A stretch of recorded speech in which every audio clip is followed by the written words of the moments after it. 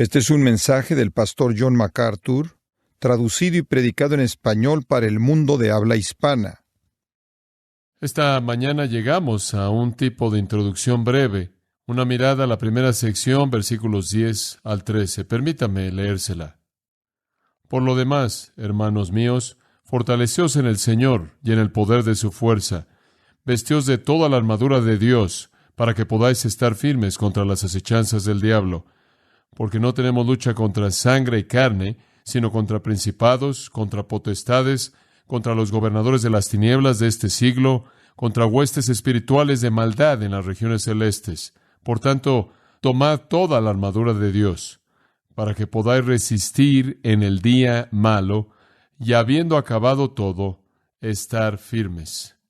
Ahora, hasta ahí vamos a llegar en esta mañana. No vamos a agotar todo lo que hay en esos versículos, pero estaremos regresando a ello la próxima vez cuando estudiemos esto y en las próximas sesiones. Entonces la vamos a ver a manera de panorama y vamos a concentrarnos en algunas cosas clave. Pero permítame recordarle brevemente el contexto al comenzar. En este libro, Pablo nos ha presentado las grandes realidades de estar en Cristo, lo que significa ser un creyente, lo que significa pertenecer a Dios, lo que significa tener al Espíritu de Dios morando en nosotros, lo que significa ser adoptados en la familia de Dios, lo que significa estar en Él, la posición del creyente, quién es Él en Cristo, quién es ella en Cristo, en dónde estamos, nuestra identidad, una definición de quién somos debido a Jesucristo. Y hemos visto en los primeros 3 capítulos esta gran sección de verdad posicional, quiénes somos en Cristo. Vimos las grandes realidades de que somos bendecidos con toda bendición espiritual en los lugares celestiales, que se nos ha dado adopción y amor y predestinación y perdón e iluminación y conocimiento y entendimiento y poder. Hemos sido sacados del dominio de Satanás y colocados en el reino de Cristo. Hemos sido destinados para hacer buenas obras que Dios ha ordenado de antemano. Hemos sido movidos, por así decirlo, del estilo de vida del mundo. Y hemos sido metidos a un nuevo dominio, una unión con Dios, una unión con Cristo, una unión con el Espíritu, una unión con el resto de los creyentes. Nuestras actitudes cambian, pensamos diferente, sentimos diferente, hablamos diferente, actuamos diferente, y todas estas cosas son identificadas como las marcas de un creyente en los primeros 3 capítulos en el libro de Efesios. Y todo esto según el propósito tremendo de Dios en el misterio de la Iglesia, conforme nos ha hecho uno en Jesucristo y nos ha llenado de poder de resurrección. Y después, al llegar al capítulo 4, 5 y 6, vimos que nuestra práctica fue explicada, nuestra posición, quiénes somos, nuestra práctica, cómo vivimos, y el apóstol delineó los estándares de la vida que debemos alcanzar. La idea que le mostré podría ser ilustrada por un auto. Los primeros 3 capítulos describen un auto, su motor, su batería, su capacidad, y después en los segundos 3, el mapa por el que el auto debe manejar. Y como creyentes somos definidos como individuos con mucho poder, y en los últimos 3 capítulos nos muestran a dónde vamos con este poder. La marcha es ser fortalecido por el Espíritu en el hombre interior, ser llenos del Espíritu, y conforme el Espíritu nos controla, se prende la batería y comenzamos a movernos en obediencia para seguir el mapa que Dios nos ha dado. Y vimos en el capítulo 4, 5 y 6 que debemos vivir de una manera diferente que el mundo. Debemos caminar de una manera digna. Es un andar de unidad, un caminar diferente al del mundo, un caminar de amor, un caminar de luz, un caminar de sabiduría, un caminar en el Espíritu. Nuestras relaciones son diferentes, nuestras canciones son diferentes, nuestros matrimonios son diferentes, nuestras familias son diferentes, nuestras situaciones de empleo son diferentes. Todas estas cosas son únicas. Son principios mediante los cuales el creyente debe operar en el mundo. Ahora, pensamos de esta manera, en resumen, tiene todos los recursos, todo el poder, tiene todos los principios para vivir la vida cristiana. Solo hay una cosa que necesita saber. A pesar de todo el poder de resurrección, a pesar de todas las verdades que usted necesita saber que están disponibles a su alcance, no será fácil. Y esta es la manera en la que Pablo quiere terminar su carta. No se atreva a tomar a la ligera nada de lo que tiene. Debido a que usted sabe cómo operar, no quiere decir que lo va a hacer. Debido a que usted sabe cómo conducirse y cómo conducir su familia, no quiere decir que lo va a cumplir. Debido a que usted conoce las verdades acerca de la resurrección y del poder disponible, no quiere decir que lo va a aplicar necesariamente. Debido a que usted sabe lo que Dios enseña acerca del matrimonio, no es garantía de que usted lo va a haber cumplido. Aunque el poder está ahí, los principios están ahí, algo más está ahí y es el enemigo, el adversario que quiere resistir cualquier cosa buena que Dios busca hacer. El enemigo va a estar así para estorbar el propósito divino en su vida. Y entonces cuando llega a definir la vida cristiana, el mejor término es simplemente batalla. Batalla. Esto es lo que Pablo usa para hablar en este pasaje.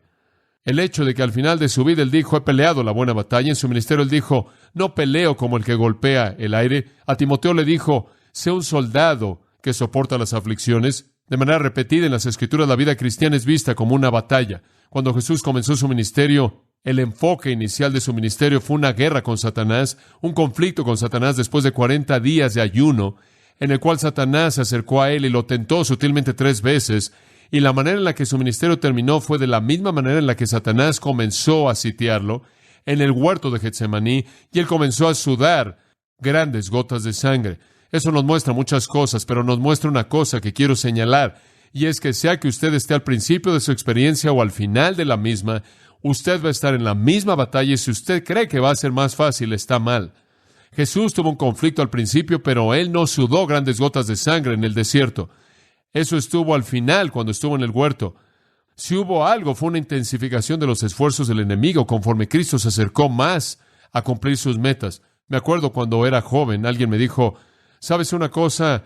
Debes comenzar a dar testimonio porque entre más lo haces, más fácil se vuelve. Eso no es verdad. Entre más eficaz se vuelve usted, Satanás trabaja aún más. La gente me dice, has estado predicando por tanto tiempo que debe ser fácil. No es más fácil de lo que fue antes, es igual. Algunas veces, de hecho, es más difícil. Le podría sorprender saber que Satanás quiere estorbarme como pueda de predicar. Peleo ahora más para tener tiempo para estudiar de lo que jamás peleé en mi vida. Digo, es temprano por la mañana, tarde por la noche, y estoy haciendo lo que puedo porque hay tantas cosas que Satanás quiere que haga para atacar la prioridad de enseñar la palabra de Dios.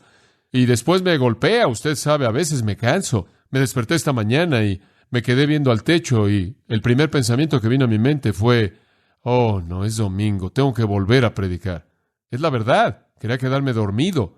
Y pensé, oh, si tan solo estuviera enfermo, no muy enfermo, nada más lo suficiente para no predicar, pero no lo suficientemente enfermo como para no poder salir a algún lugar o ir a jugar golf. Y después tuve este pequeño tiempo de oración y dije, Señor, esto no es el nuevo yo, este es el pecado que está en mí.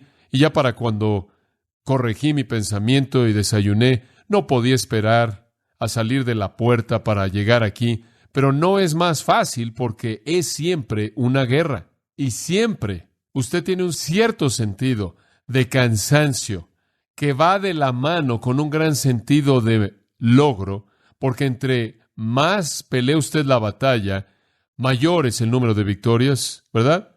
Y entre mayor es el número de victorias, mayor es la confianza que usted tiene en Dios. Y entre más sabe usted que Dios lo va a sacar adelante, es más emocionante conforme ve usted el poder de Dios en operación. ¿Puedo entender lo que significa en Apocalipsis cuando dice que los santos mueren y dice que descansan de todas sus labores? ¿Puedo entender lo que significa en Apocalipsis cuando los santos mueren y dice que reposan de todas sus labores? Pienso en el cielo en esos términos algunas veces, pero quiero que sepa que mientras que esté aquí, la batalla está ahí y quiero estar en medio de la batalla. El apóstol Pablo dijo en 1 Corintios capítulo 16, en el versículo 8, él dijo, debo tardarme en Éfeso. ¿Por qué? Porque una gran puerta y oportunidad se me ha abierto y hay muchos adversarios. Él dice, tengo que quedarme aquí porque aquí es en donde está más ardiente la batalla. Muchas personas en la vida cristiana, como dije, piensan, tengo que salirme de esto, se está volviendo difícil. Tengo que encontrar un ministerio más fácil. Muchos hombres en el pastorado, tan pronto como se pone la cosa difícil, se tienen que ir. Se da cuenta, tengo que irme. Pablo dice, me tengo que quedar aquí. Aquí es donde la batalla está más fuerte. Aquí es donde la mayor victoria es potencial, es una guerra. Me gusta lo que el tío Bob Robinson dijo. Él vio la vida cristiana como una guerra y dijo, en toda mi vida muerdo al diablo y cuando he perdido mis dientes, voy a morderlo con mis encías hasta que muera. Es incansable, nunca deja de ser una batalla. Vivir para Cristo no es bailar un vals ahí recogiendo flores, es caminar en medio de un campo minado con francotiradores a su alrededor, francotiradores que no puede ver o percibir porque pertenecen a una esfera sobrenatural que va más allá de su capacidad para concebir. Esta es una guerra y el enemigo es el infierno que está determinado a destruir todo propósito divino, y entonces el creyente tiene que verse a sí mismo de esa manera. Somos hijos, sí, somos siervos, sí, pero también somos soldados. Y conforme Pablo dice en 2 Corintios capítulo 10, las armas de nuestra milicia no son carnales, sino son poderosas en Dios, y estamos enfrentando imaginaciones y enfrentando cosas altivas, dice él, y estamos enfrentándolas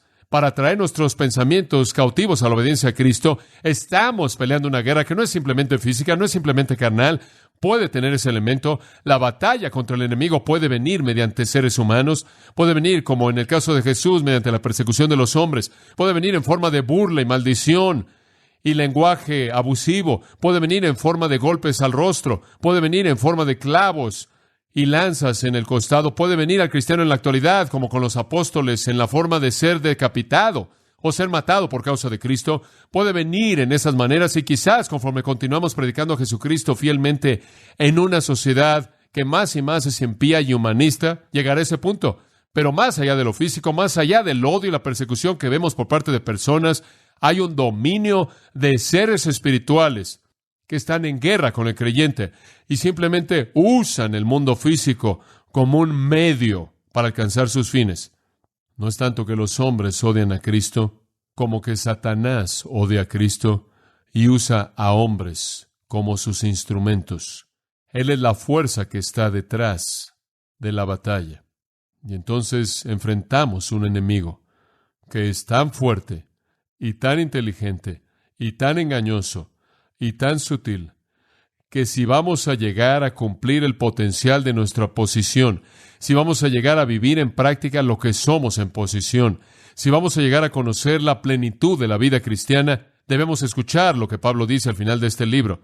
No podemos ser tan necios como para pensar que ahora que tenemos toda esta información, podemos salir corriendo y vamos a hacer lo que debemos ser. Vamos a enfrentar toda oposición en el primer paso que demos, y a lo largo del proceso, mientras que nos esforcemos por vivir en el reino de Dios, en los términos de Dios, porque Satanás va a hacer su mejor esfuerzo por oponerse a nosotros. Y entonces, conforme vemos los versículos 10 al 13, permítame compartir 5 cosas con usted: la preparación, la armadura, el enemigo, la batalla, la victoria. Y esta es una introducción breve en esta mañana. Vamos a entrar a los detalles la próxima vez. En primer lugar, la preparación. Y por cierto, esto es elemental. Usted no debe comenzar la batalla cuando no está preparado. Usted no debe, en cierta manera, andar ahí, no alerta, y de pronto a la mitad es derrotado antes de que despierte y se dé cuenta de que está en guerra. Entonces, la preparación viene primero, y esta es la palabra de Pablo en el versículo 10. Por lo demás, y él dice eso porque es el último en sus temas primordiales en el libro. Hermanos míos, usa ese término porque él quiere identificarse con ellos en la lucha. Fortaleceos en el Señor y en el poder de su fuerza. Como un principio general al vivir, dependan de la fortaleza de Dios. Eso es lo que él está diciendo. Como un estilo de vida, hermanos míos, dependan de la fortaleza de Dios. Notará 2 veces que él usa la palabra en el Señor y en el poder de su fuerza, y esa es una realidad cardinal en el libro de Efesios. Estamos en Cristo, somos uno con Él, su vida es nuestra vida, su poder es nuestro poder, su verdad es nuestra verdad, somos uno con Cristo en Él, y entonces es en Cristo que somos fuertes, es en Cristo que su poder se vuelve nuestro poder. Y por cierto, no importa qué tan fuerte sea nuestro enemigo, y veremos qué tan fuerte es en un momento, su fortaleza es superior. No puedo evitar el pensar en la iglesia en Filadelfia, en Apocalipsis capítulo 3, y habla de esta iglesia como una buena iglesia. De hecho, es una de las 2 de las 7 iglesias a la que no se le da ninguna condenación. Esta fue una comunidad justa de fe, y nuestro Señor les dice, tendrán una puerta abierta frente a ustedes. Esta fue una iglesia que estaba alcanzando a otros, una iglesia que fue bendecida por Dios, y después en el versículo 8 dice, y tienen un poco de fortaleza. Y sabe lo que es hermoso acerca de eso, es el hecho de que aún un poco de fortaleza preserva la iglesia. Dios es mucho más poderoso que Satanás, al grado que un poco de la fortaleza de Dios es suficiente para vencer a todos los enemigos. ¿Se da cuenta? Mayor es el que está en vosotros que el que está en el mundo. Y tan infinitamente mayor que la cantidad más pequeña de poder divino puede vencer a la cantidad más grande del poder del infierno y del enemigo, y entonces la fortaleza es nuestra en el Señor. En Filipenses 4:13, Pablo dice, todo lo puedo en Cristo que me fortalece. De nuevo, el recurso es nuestro. Amados, yo creo que tenemos ese recurso. Negar eso, para mí, es negar una realidad fundamental básica de la vida cristiana. Por no decir nada de ir en contra del pensamiento de Pablo y Efesios capítulo 6. Yo creo que en la cruz Jesucristo dio un golpe mortal a Satanás, como ha registrado en Hebreos 2:14, lo destruyó aquel que tenía el poder de la muerte. Yo creo que todo lo que tenemos que hacer es entrar en esa victoria. Escuche, si Cristo derrotó a Satanás en la cruz y yo estaba en Cristo, entonces yo derroté a Satanás en esa misma cruz. Y así como Satanás ahora está sujeto a Cristo, así también Satanás está sujeto a mí. Así como Él está bajo sus pies, como dice Romanos, Él está bajo mis pies. Yo creo que es un enemigo derrotado. Yo creo que Él no puede reclamar de manera justa a un creyente. Romanos 8 dice, ¿quién acusará a los escogidos de Dios? Debido a que Dios es el que justifica, y si Dios me ha declarado justo, y si Dios ha ganado la batalla, y si Dios tiene la victoria en Jesucristo, entonces esa victoria es mía, y Satanás no tiene poder para resistir el recurso de resurrección que mora en la vida de todo creyente. El punto es este: estamos en una guerra, pero no hay razón por la que perdamos, y no hay razón para temer. El recurso divino nos pertenece. Timoteo, como un joven en el ministerio, había llegado a temer. Había sido sitiado por los deseos pecaminosos que rodean a los jóvenes.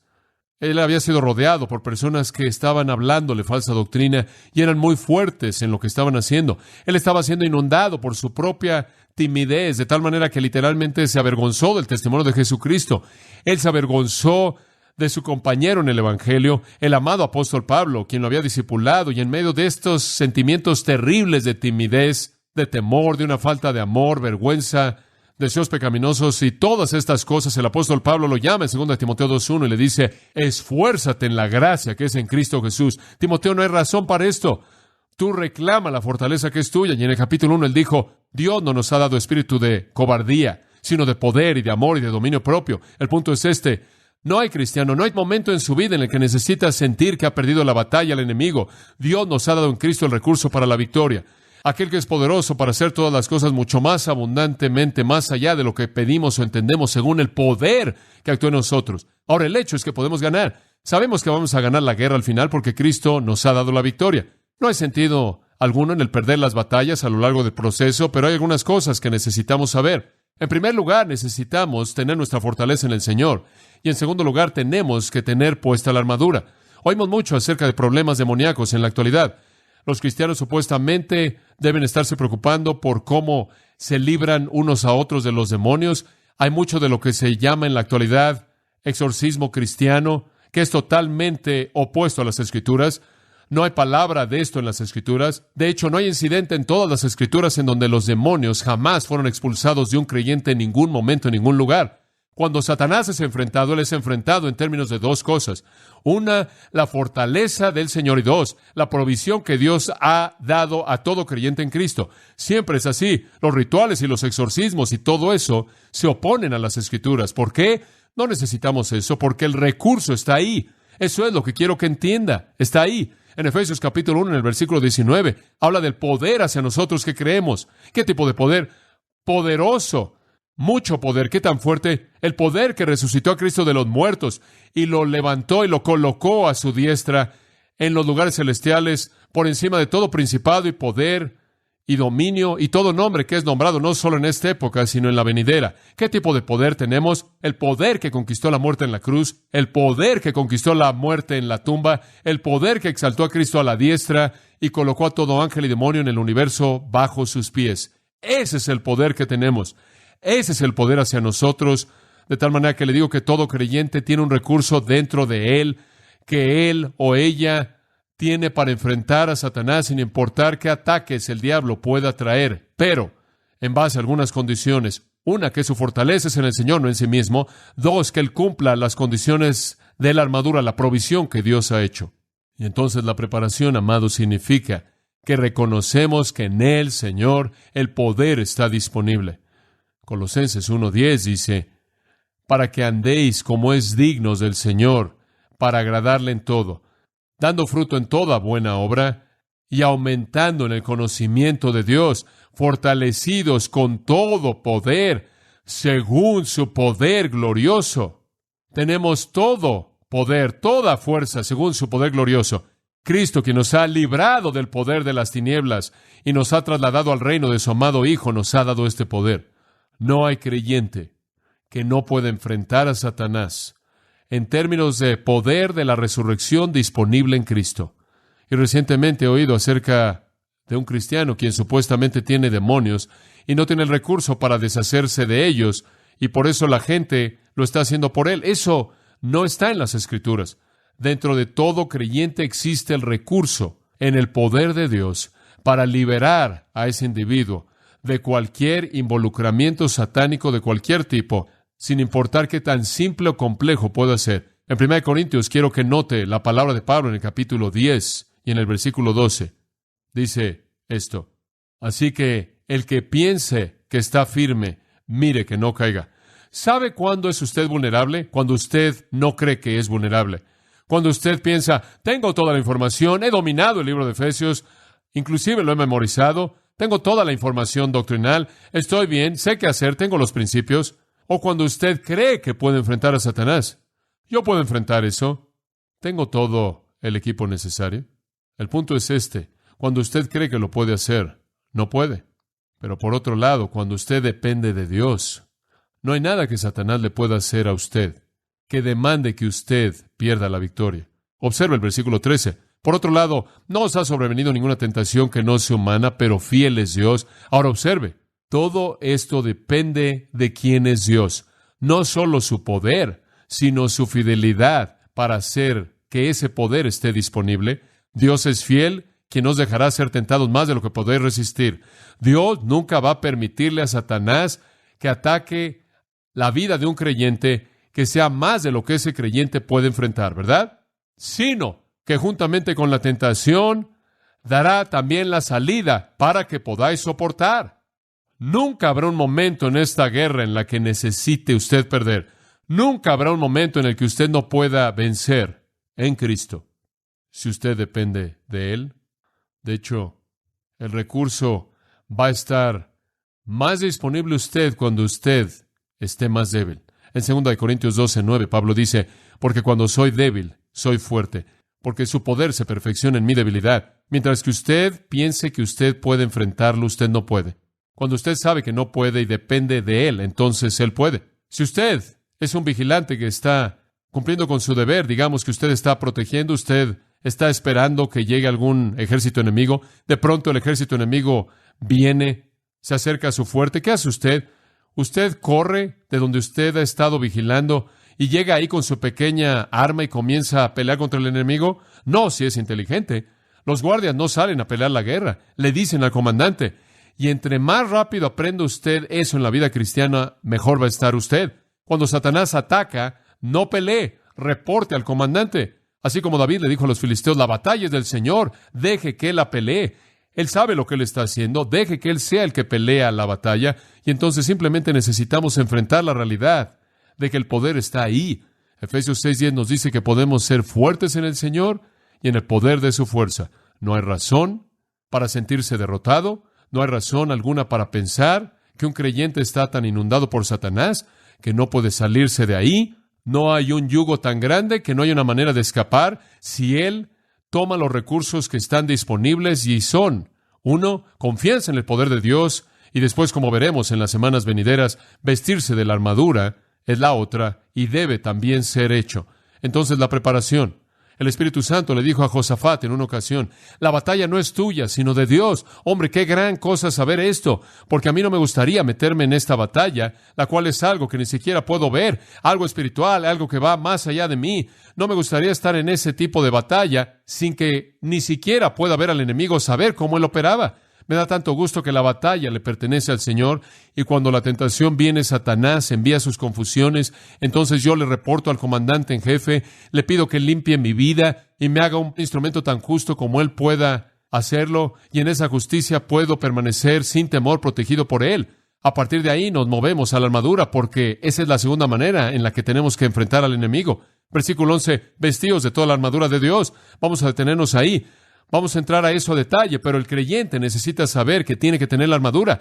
No ayuda de nada a menos de que usted se ponga la armadura. Usted podría tener a personas sentadas confrontando a los demonios hasta que están azules en el rostro, y no va a servir de nada hasta que se pongan la armadura. Y si la armadura la trae puesta, usted no necesita a todas esas personas haciendo eso, porque la dependencia del poder de Dios y la obediencia a ponerse la armadura disponible es el único recurso que el creyente necesita. Es la única manera en la que la Biblia jamás enfrenta este problema en términos del individuo. La frase vestíos, por cierto, debido a que en el original significa póngansela de una vez por todas.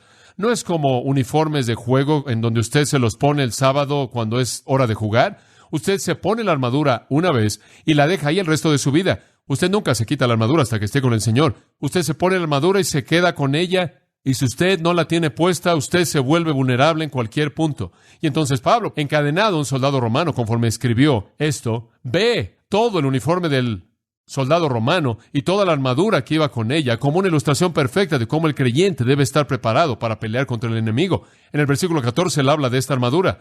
Ceñidos vuestros lomos con la verdad y puesta la coraza de la justicia y el calzado de la preparación del evangelio de la paz, con el escudo de la fe, el casco de la salvación y la espada del Espíritu, que es la palabra de Dios. Vamos a entrar a detalle en estos pensamientos fabulosos en las próximas semanas, pero esta es la necesidad básica del creyente. Dependa del Señor y póngase la armadura y déjesela puesta. Y esa es la razón por la que le estoy diciendo. Somos tantas veces tan ingenuos porque pensamos que debido a que tenemos todos los hechos, estamos bien. Necesitamos tener la armadura. La armadura va más allá de los hechos a la respuesta de una vida justa. Vamos a ver eso. Si usted quiere ganar en la vida cristiana, póngase la armadura, corrija su vida, enderece su vida, porque va a ser una batalla hasta el día que usted muera.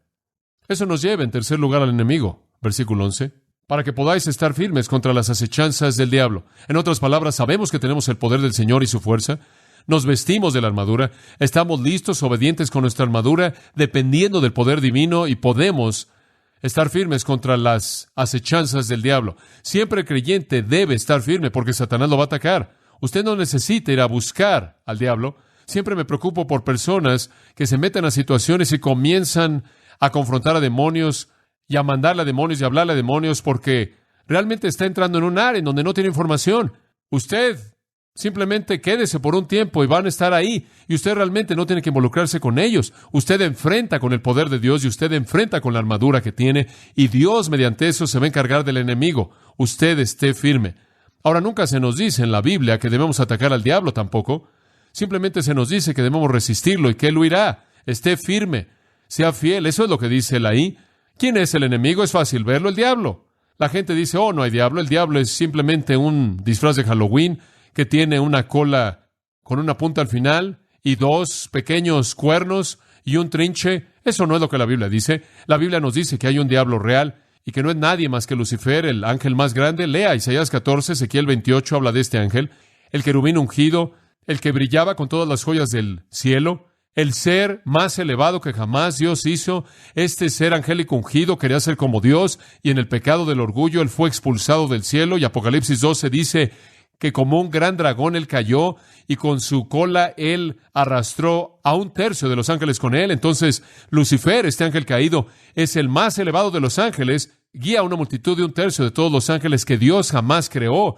Y hay literalmente millones de ellos, y estos entonces se vuelven el enemigo demoníaco. Este es el diablo. Jesús creyó en él habló con él en Mateo 4, él habló con él en Juan 14, Juan 16 y demás. Los apóstoles creyeron en él, Pablo habló de él, Pedro habló de él, Santiago habló de él. Si usted ve la historia, usted sabe que hay un diablo. Él tentó a Eva en Génesis 3, él tentó a Cristo en Mateo 4, él pervirtió la palabra de Dios en Mateo 4 y se opuso a la obra de Dios en Zacarías 3. Él estorbó al siervo de Dios en 1 Tesalonicenses 2, y él estorba el evangelio en 2 Corintios 4. Él atrapa al impío en 1 Timoteo 3. Él desea a las naciones en Apocalipsis 16. Él es un ángel de luz en 2 Corintios 11. Él pelea con Miguel en Judas. Él trajo el pecado al mundo en Génesis 3. Él ahora tiene al mundo entero bajo su dominio, 1 Juan 5. Él ha operado a lo largo de toda la historia. Él tiene títulos personales. La Biblia lo llama en Ezequiel 28 el querubín ungido, en Juan 16 el príncipe de este mundo, en Efesios 2 el príncipe de la potestad del aire, en 2 Corintios capítulo 4 él es llamado el Dios de este siglo, y en Lucas 11:15 él es el príncipe de los demonios. 52 veces él es llamado Satanás, lo cual significa adversario. Este es su título más común. 35 veces él es llamado diablo, diabolos, lo cual significa calumniador. Él es llamado la serpiente antigua, el gran dragón, el león rugiente, el maligno, Abadón, Apoleón, tentador, acusador, el espíritu que ahora opera en los hijos de desobediencia. Él es descrito por nuestro Señor en Juan 8:44 como un homicida y como un mentiroso. Él opera de manera abierta y encubierta, mediante doctrinas de demonios y con espíritus engañadores. Él es un pecador en 1 Juan 3:8. Él es un imitador en 2 Corintios 11:13 al 15. Él es un enemigo formidable en términos de fuerza. Lucifer, caído del cielo, el gobernante de una enorme multitud de seres demoníacos, quienes han existido durante siglos y miles de años desde que cayeron por primera vez y desde que fueron creados inicialmente, han estado aquí durante mucho tiempo, son inteligentes, son sutiles, son invisibles, son astutos, son superhumanos y son nuestro enemigo. Y dice en el versículo 11 que operan en base a las acechanzas del diablo, metodeia, métodos, y la palabra es usada en Efesios 4:14 y es traducida estratagema, mediante la cual esperan para engañarnos. ¿Acerca de qué? Como niños arrojados por todo viento de doctrina. El énfasis es que la estrategia del diablo son mentiras, doctrina falsa, religión falsa, enseñanza falsa. Él es un mentiroso y el padre de mentira. Él es un engañador. Su sistema entero engaña sutilmente, sobrenaturalmente, inteligentemente, poderosamente. Él ha engañado a la humanidad mediante sistemas religiosos falsos. Es increíble cuán sofisticados son. ¿Puede creer que en el Antiguo Testamento Satanás engañó a Israel y lo llevó a adorar a los ídolos para darle la espalda al Dios verdadero? ¿Puede recordar que en el Nuevo Testamento Satanás engañó a Israel para asesinar a su propio Mesías? ¿Puede creer que en el futuro Él va a engañar a Israel para que piense que el anticristo es Cristo? Él es un engañador, Él es sutil. Su área son las mentiras, las herejías y la doctrina falsa. Él va a mentir acerca de todo, sea de manera simple o sofisticada. Y si algunas veces me molesto, me enojo por las doctrinas falsas y las sectas falsas y la enseñanza falsa, la razón es porque yo creo que todo eso sea una negación de la verdad de la palabra de Dios, o sea zoroastrianismo, sea la nueva liberación que niega el orden de Dios para la familia, sea homosexualidad o la nueva moralidad, sean las sectas y el resto de las religiones falsas, sean religiones antiguas del mundo. Si me molesta eso es porque esas cosas deben ser destruidas con una ferocidad igual a sus orígenes infernales, porque son de Satanás, son las acechanzas del diablo, y él es inteligente. Él se mueve en el mundo y él estorba los corazones de los hombres. Él roba la palabra, Lucas 8 dice, él la tuerce y la pervierte. Él coloca a hombres en púlpitos que niegan la autoridad de las Escrituras, niegan la deidad de Cristo, niegan la salvación por gracia, niegan la segunda venida, niegan el juicio, niegan el pecado, niegan todo. Él enseña un estilo de vida que condena. Él se involucra a sí mismo en la política y en los gobiernos y las naciones, como también en vidas individuales. A los cristianos viene y crea duda en sus mentes, como lo hizo con Eva, y lo hizo a lo largo de la historia del pueblo de Dios. Él produce persecuciones en contra de ellos. Él estorba su servicio. Él infiltra a la iglesia. Él nos tienta a depender de nosotros mismos, a dudar, a la mentira, a la inmoralidad, a la mundanalidad, al orgullo, al desánimo y más y más y más. Y esto es sutil, realmente es sutil. La gente puede pensar que entre más tiempo es usted cristiano y entre más maduro es usted, más fácil es. No, porque entre más conoce usted, más sutiles son las tentaciones. Y entonces, este es un enemigo muy fuerte, muy poderoso, pero no es solo el diablo. Observe el versículo 12. Porque no tenemos lucha contra sangre y carne. Mantenga esto en mente. Nuestro enemigo no es el sistema, el mundo como lo vemos. Ellos pueden perseguirnos y algún día pueden hacernos lo que le hicieron a Jesús. Juan 15, él dijo, no les sorprenda si los persiguen y los matan y los odian. Me odiaron a mí, me persiguieron a mí, me mataron a mí. ¿No esperarían que ellos trataran a los siervos de manera diferente de lo que trataron a su Señor? Así que no les sorprenda. Pero el enemigo real no es carne y sangre. Las armas reales de nuestra batalla no son carnales, sino principados, potestades, los gobernadores de las tinieblas de este mundo, huestes espirituales de maldad en los lugares celestiales. Todos estos son términos para describir a demonios. Es un imperio demoníaco el que es el enemigo real con el que luchamos. Y la palabra lucha no está hablando de un simple juego deportivo. En los tiempos romanos, cuando los luchadores entraban al ring para luchar, la idea es que se colocaban 2 manos en el cuello del hombre en esta posición y no presionaban únicamente sus hombros, sino su cabeza.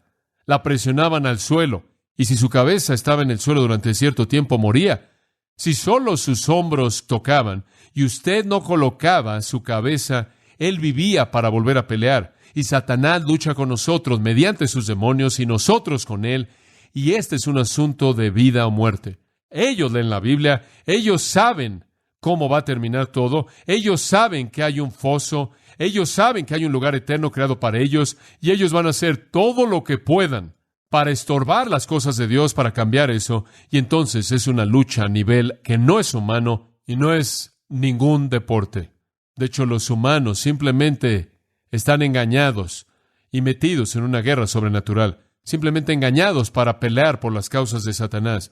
Y entonces nuestro enemigo es un enemigo sutil. Y sabe una cosa, cuando comienzo a pensar en lo inteligente que él es, y cuando usted ve a personas que quieren meterse en estos asuntos demoníacos, hombre, no saben lo que se está metiendo, usted no lo puede enfrentar. John Walden, un amigo mío, ha investigado tanto las sectas que probablemente es el investigador más prolífico de las sectas en la actualidad, y me envió un reporte y en él discute algo, él explica algo de este asunto, y esto es lo que él dice. Dios no nos hizo de tal manera que podemos operar ni de manera segura ni eficaz en un ambiente de demonios, aun si es neutral, lo cual claramente no es. ¿Quién sabe lo que los demonios pueden hacer en su propio ambiente y en qué interrelaciones existen o qué puede ser producido entre su mundo y el nuestro? No fuimos hechos para volar en esferas astrales. La existencia de lo demoníaco está llena de maldad y hostilidad. No fuimos hechos con la capacidad intelectual para separar lo bueno de lo malo, lo verdadero de lo falso, en la esfera de los demonios. Por ejemplo, el profeta Daniel fue un joven brillante y piadoso. No obstante, él tuvo que recibir sabiduría adicional por parte de Dios de una manera especial para poder tener discernimiento en asuntos que eran parte del oculto. De esta manera, el involucramiento en estos asuntos siempre producirá conclusiones equivocadas, porque el hombre, como una criatura caída, no tiene el equipo necesario ni la capacidad para poder enfrentar asuntos demoníacos. Él tiene razón. Reporte usted al comandante. Reportarle al comandante es todo lo que necesita hacer. Vístase de la armadura. No se meta con el dominio que usted ni siquiera puede comprender. Y entonces esta es una mirada al enemigo en contra de quién necesitamos la armadura, en contra de quién necesitamos la preparación. Y entender la batalla es importante. No va a ser fácil para usted vivir la vida cristiana, tampoco es fácil para mí, pero le voy a decir una cosa.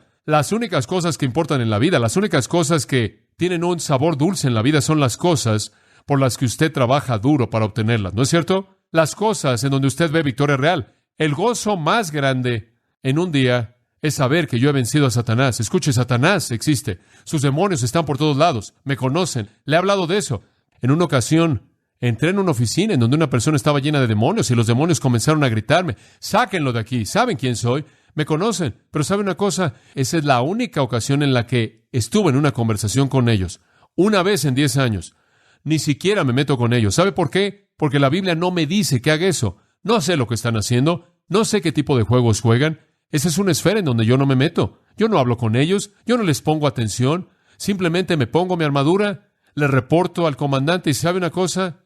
En 10 años, Dios sigue bendiciendo el ministerio aquí y no le hemos puesto atención a eso. Escuche, ellos saben que estamos aquí, pero no me importa cuántos de ellos me ataquen, 1,000, 10,000, 100,000, 1,000,000. No me importa si todos se agrupan. No me importa si Satanás mismo viene en contra de mí. ¿Sabe una cosa? Mayor es el que está en mí que el que está en el mundo y tengo un recurso en Cristo para enfrentar esa esfera. Escuche, estoy convencido que durante los últimos 10 años han estado tratando de detener lo que Dios está haciendo aquí, pero no pueden tener éxito. No pueden tener éxito mientras que seamos fieles. Colocar la fortaleza en donde pertenecen Dios y la humildad para saber que no tenemos fortaleza en nosotros mismos y mantenernos con la armadura puesta, vivir una vida justa. No me importa si todo el infierno viene en contra de nosotros, es impotente, inclusive si tuviéramos un poco de fortaleza como la iglesia en Filadelfia. Y entonces la historia termina esta mañana con la victoria, en el versículo 13, de la preparación, a la armadura, al enemigo, a la batalla, a la victoria. Vestidos pues de toda la armadura de Dios para que podáis resistir en el día malo y habiendo acabado todo, estar firmes. Lo que me encanta ahí es que puede usted estar firme. Puede estar firme, hay victoria. Si la armadura está puesta y la confianza está en el Señor, no sea sorprendido sin su armadura. Dice usted, bueno, ¿cuándo es el día malo? ¿Quiere saber cuándo es el día malo? Hoy, ayer, mañana, cualquier día. El día malo es el día en el que el mal reina en el mundo, y mientras que Satanás, el príncipe de la potestad del aire, repórtese al comandante, la victoria es de usted, resista al diablo, él huirá de usted. El escritor del himno dijo, ¿soy un soldado de la cruz? Pero esa fue la pregunta equivocada. Sí, todos somos soldados de la cruz. La pregunta es, ¿qué tipo de soldado soy? ¿Gano o pierdo? No hay razón para conocer nada más que la victoria. Y con la victoria viene el gozo, la felicidad, el contentamiento y la paz. Ahora, así es como Dios lo planeó, y así es como lo quiere para usted. Oremos.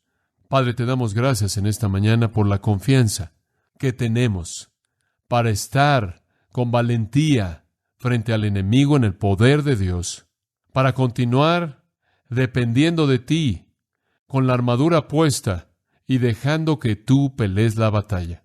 Oh Dios, que en esta iglesia, nosotros como individuos, toda persona sentada aquí, dependa de tu fortaleza, con la armadura puesta, sabiendo que es una batalla, pero sabiendo que inclusive la batalla es gozosa, porque la victoria es nuestra. Diariamente, cada momento conforme dependemos de ti. Que sepamos que el enemigo no puede hacernos nada, mientras que nuestra fortaleza esté en ti y tengamos puesta la armadura. Y Dios, en las próximas semanas, ayúdanos a ver lo que esto significa prácticamente y estar equipados para la batalla, en la que hemos estado, pero que quizás inclusive sea más intensa ahora en estos días en los que vivimos, conforme nos acercamos a la venida de Cristo. Padre, ministra toda vida aquí, en el nombre de Cristo. Amén. Usted ha escuchado a John MacArthur, maestro bíblico de Gracia a Vosotros. Para más información y acceso gratuito